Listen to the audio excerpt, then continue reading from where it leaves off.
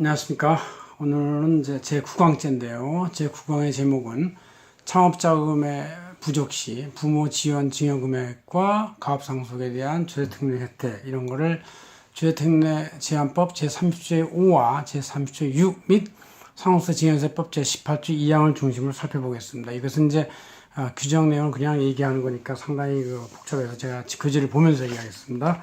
이거는 이제 제가 2015년도 한참 창업 가업승계를 본인 부를 때 우리 안세의 재경 전환에다가 이렇게 실었었고요. 그 다음에 그것도 또 역시 이 책, 기업 회계혁명과 조절 책의 그 52페이지에 실려있는 내용입니다. 그래서 자세히 실려있는데 그걸 원고를 보면서 얘기하겠습니다. 자, 한국이 현재 창업이 부진하다. 중국은 창업이 활성화되어 있다. 뭐 이런 대비적인 기사가 나옵니다. 왜 그럴까? 대부분 걱정이 되죠. 한국이 이러다가는 정말 이제 그나마 20, 30년 동안 중국을 좀 앞섰었는데 이제 다시 중국의 밑으로 깔리는 게 아닌가 이런 걱정이 들고 충정에서 누구나 하는 소리죠. 자, 그거는 이런 것도 이유가 있다고 합니다. 물론 이제 여러 가지 시각이 다르겠지만 대부분의 재벌이나 대기업이 하청회사나 자회사 및 그 일감 밀어주기 회사를 만들어가지고 거기서 일을 모든 걸 조달을 하고 납품을 하다 보니까 젊은 창업자들이 기업과 직접 거래를 못하고 그러한 일감 물어주기의 관계회사나 관련해서 아니면 그 관계 자회사 등등한테 또 납품을 하다 보니까 그 이익과 마진이 너무 작아서 그 창업에 가치가 없다든가 아니면 너무 어렵게 진행만 되고 있다 뭐 이런 말이 하나 있고 또 하나는 이제 이 평균 수명이 많이 연장이 되면서 갑자기 우리 옛날 얼마 전만 해도 평균 수명이 70살이었었는데 요새 90살 가까이 늘어났습니다. 그래서 20년간 플러스가 되면서 이 기존의 어떤 자금이나 창업의 어떤 이런 재원들이 아직 젊은이들 손에 넘어가지 못하고 나이 든 분들한테 계속 있다. 그러다 보니까 이 자금이 가족 내에서 순환이 안 되고 그러다 보니까 창업이 좀 부진하다. 물론 창업은 원래 적수공권으로 하는 것 이것이 용기 있고 정말 의미가 있어서까지 가는 거지만 그래도 이제 사람들이 모든 게 또 똑같은 마음은 아니니까 이렇게 이제 어렵을 수 있습니다. 그래서 평균 수명이 늘어나는 것이 하나의 원인일 수 있다. 자 적수공권의 창업을 한다 하더라도 어느 정도 소규모는 식당이나 자영업 같이 1인 사장인 것은 가능하지만 그래도 어느 정도 중규모나 그 이상이 되려면 가족이나 부모의 지원이 좀 있어야 초기에 굴릴 자금도 준비가 되는 것이기 때문에 규모가 돼서 일자리도 더 많이 늘릴 수 있고 자신도 자신의 아이디어를 좀 더 의미 있고 규모 있게 할 수가 있습니다. 그래서 정부는 이 주택특례제한법 같은 걸 통해 가지고 창업에 대한 적극 지원 및 가압, 상속, 승계 지원에 대해서 엄청나게 많은 세제 혜택을 주고 있는 것이죠. 그 세제 혜택을 참 나열하면은 이렇게 이제 세 가지로 구분이 됩니다. 주택보 30조에서 가업 지분 증여에 의한 여러 가지 혜택, 또 현금 창업 증여에 대한 여러 가지 혜택, 또 나중에 어떤 창업자가 돌아가셨을 때 가압 상속에 대한 여러 가지 혜택 이런 것이 이제 쭉 돼 있죠. 그래서 여러분들이 정지하는 상태에서 이 화면을 한번 찍어놓고 그리고 보시면 됩니다. 자, 제가 이제 이거를 이제 오늘 말씀드릴 건데요. 자, 이거를 이제 되게 복잡하기 때문에 보면 먼저 가업 지분 증여에 대해서는 이 100억 원까지 이제 혜택을 주는데 100억 원 중에서 5억 원까지는 이제 공제가 되니까 비과세가 된다는 얘기죠. 그 5억 원 뺀 나머지 35억 원까지는 10%의 세율.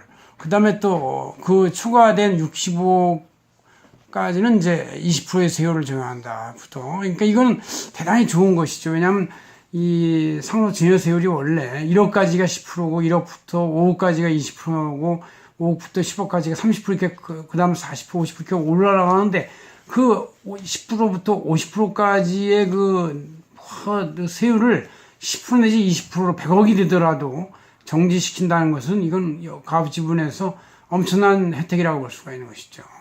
그 다음에 창업, 현금 창업을 증여를 아버지가 하더라도, 엄마가 하더라도 그 30억 원 중에서 5억 원까지는 공제가 되니까 비과세가 된다는 얘기고, 나머지 25억에 대해서 10%의 세율만 정합니다. 25억이 되면 원래 한 개 세율이 30% 내지 50%까지 가는데, 이거를 10%만 세율 적용한다. 그런 얘기고. 그다음 증여는 아니지만, 어떤 창업자가 돌아가셨을 때 그 가압승계에서 상속세 공제, 상속세는 증여와 관리, 하나로 합산한다고 그랬죠. 하나로 합산하는 거에서 전체 금액의 200억 원 지분 가치를 공제해 준다. 그것은 10년 이상 경영했을 때, 그다음 15년 이상 경영했을 땐 300억 원, 그다음 20년 이상 경영했을 땐 500억 원을 상속 공제를 해주는 거니까 이것도 역시 대단한 혜택이라고 볼 수가 있습니다. 이렇게 돼 있는데 이럴 때 이제 이 회사의 요건이 필요하죠. 회사의 요건에서 이제 중소기업이어야 된다. 법률 요건이. 그 다음에 이제 물론 이제 중소기업이라는 것은 세법상에 이제 제조업 이런 서비스업 써 있는데 저희들 같이 회계사들 같이 전문 면허증 그런 건 안 들어가 있고 또 불건전한 미풍양속 일 제어하는 사업 이런 것도 안 들어가 있고 제조업과 몸으로 때운 서비스업 이렇게 이제 어려운 경우가 하는 것들은 전부 다 중소기업으로 다 되어 있습니다.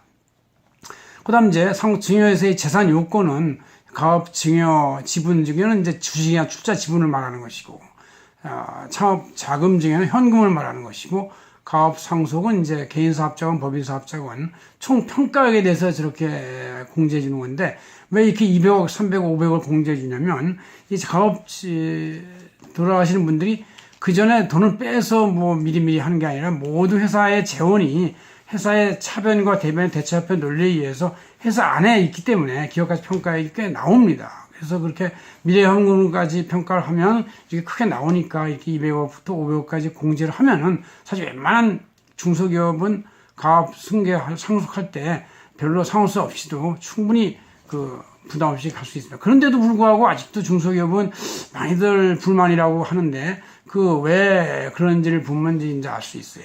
자, 경영자가 요건으로서 60세 이상이 돼야 되는 그런 상태에서의 가업 지분 증여가 돼야 한다. 근데 60세 정도면 저도 60세 넘었으니까 이제 지금쯤 이제 이렇게 승계시켜 줄 수 있다 그런 얘기고, 창업 자금 현금 증여할 때는 이제 부모가 60세 이상이면서 비상속인이 이제 10년 이상 50% 이상 대표이사에 재직하거나 이런 이제 요건이 또 있어요.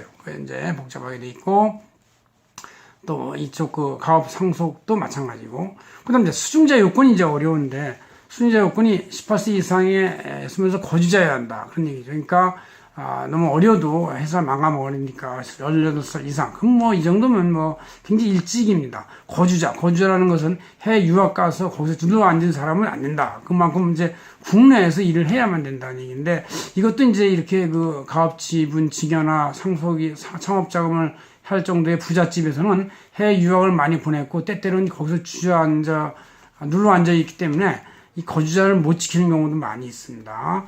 또한 수중자나 배우자도 이제 할 수가 있고, 그 다음에 수중자에서 이제 이 가업 창업 자금에서는 수중일부터 1년 내에 창업을 해야 된다. 그러니까 돈 받고 나서 한참 있다 하면 그것은 증여한 것이고 단순 증여니까 세율을 50%까지 내야 되지만 1년 내에 창업하면 된다 그런 얘기고, 그 다음 가업 상속에서는 18살 이상의 거주자이면서 또 2년 전 부모님이 돌아가시기 2년 전부터 거기에 가서 근무를 해야 되고, 사망 후에 또 2년 내에 대표이사를 취임해야 된다. 이런 요건이 있습니다. 그럼 창업 방법에서는 이제 가업 지분 증여는 법인의 경우만 해당이 되고, 창업 현금 증여에서는 개인 사업자도 되고 법인도 되고, 가업 상속에서도 개인 사업자도 승계받을 수가 있다 그런 얘기죠. 그다음 창업부 사후 관리에서는 가업 지분 증여에 대해서 미리 증여세를 늦게 낸 10%밖에 안 되는 경우로 낸 것은 이제 5년 내 대표이사 취임을 하면은 되는데 5년 내 대표이사 취임을 하지 않거나 그러면 이것이 취소가 됩니다. 그래서 이것도 5년이 금방 세월이 가기 때문에 상당히 민감하게 생각해야 될 거고, 또한 창업 현금 증여의 경우도 증여일부터 3년 내에 자금을 다 사용하지 않으면 그것이 또 보다 일반적 세율인 40%의 세율로 추진이 되겠다 그런 얘기죠. 그 다음에 가업 상속의 경우도 부모님의 사망일부터 10년간 그 가업에 하던 똑같은 사업에 유지를 해줘야 한다. 이론도 일자리도 그대로 유지해야 되고 해고하지 말고 계속 유지해야 된다 그런 얘기죠. 또 한 가지 이제 하나의 결정적 단점은 이 가업 증여나 창업 지분 증여 또 가업 상속 이런 것들은 향후에 상속재산 할 때 제가 첫 강의에서 증여의 경우는 10년 단위로 잘라가지고 10년이 지나면 이제 끝나고 10년이 지나면 끝나서 만약에 60대부터 100살까지 산다면 4번에 걸쳐서 증여를 나누어서 하다 보니까 세금이 적게 나올 수가 있는데 이러한 창업지분 증여나 창업자금 증여는 나중에 부모님이 돌아가실 때 그 상속되는 그 당시 남아있는 상속재산에다가 미리 선증여하거나 창업자금 선증여한 지분 증여한 금액을 다 다시 합산해가지고 세금을 다시 정산해 본다는 것이 단점이죠. 그래서 이런 게 개정이 됐으면 좋겠다는 생각이 드는 게 이거를 다시 재합산하면은 돌아오면 타불이 되는 꼴이 되니까 이게 두려워서 이게 싫어서 하지 않는 분도 많이 있습니다. 제가 보고한 교재 내용은 이렇게 생겼습니다. 한번 참고하시고요. 한참 찍으세요. 이렇게요. 네. 그래서 오늘 이렇게 이 가업 승계에 대해서 어떤 조세들이 있는지를 한번 살펴보았습니다. 여러분들 이런 것도 있으니까 설사 적수공권이 아니라 할지라도 부모님 잘 설득해서 내가 어떻게 사업 플랜을 하는지 설명을 해가지고 선증여를 받거나 선지분증여를 받거나 아니면 현금을 30억까지 지원받는 것도 하나의 방법이라고 하겠습니다. 안녕히 계십시오. 고객님입니다.